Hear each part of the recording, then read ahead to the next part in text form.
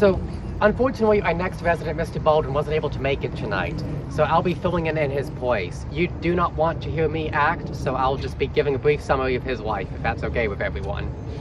So the third grave over here, third grave from the left, is S.J. Baldwin, Sylvanus J. Baldwin, quite the name, was born in 1848 off in Eatonton. Mr. Baldwin, as you might imagine, based on the dates here, was very young when the Civil War started, about 13 at the time of Fort Sumter. However, in a war filled with many young soldiers, he ended up being one of them. At about the age of 15 in 1863, he joined the Confederate Army in a Georgia unit and would serve throughout the rest of the war. He served in many different battlefields, that you may have heard of, including the Atlanta campaign. He was actually here fighting basically in his own backyard. By the time he joined the Army, he had moved here to Big Shanty, so he really was fighting an area he knew quite well. A few days before the Battle of Kennesaw Mountain, in June of 1864, was the Battle of Cobb's Farm. It was on the southern end of the Kennesaw line, and is still actually preserved as part of a park today. During that small battle, S.J. Baldwin actually lost 2 fingers, on his right hand.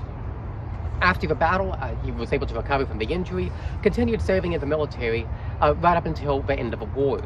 Afterwards, he came back to Kennesaw and would live the rest of his life basically in the shadow of a mountain he had fought at years before.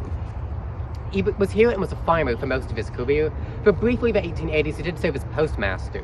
He appointed by Benjamin Harrison, but he refused to serve as postmaster, saying there was some type of stigma attached to the job, and he didn't think it help his dignity. I would love to find out what had happened with the postal service here in Kennesaw that led him to believe this, but it's still a mystery. Regardless of what happened, he resigned immediately and was replaced soon afterwards. S.J. Baldwin was married twice. His first wife, Eliza, is buried right next to him.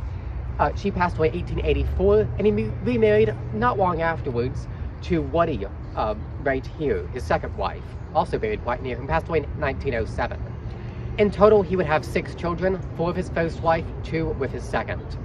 They all had names which rhymed. You can see here is Mammy, and Annie is back in the back. All of his daughters' names, and I believe one of his sons, ended in I-E.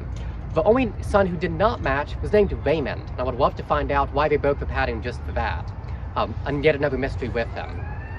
Near the end of his life, it wasn't really much recorded about him, except for one incident in back the 19-teens, when he was actually robbed at gunpoint inside of his house on Main Street. I'll give it just a sec.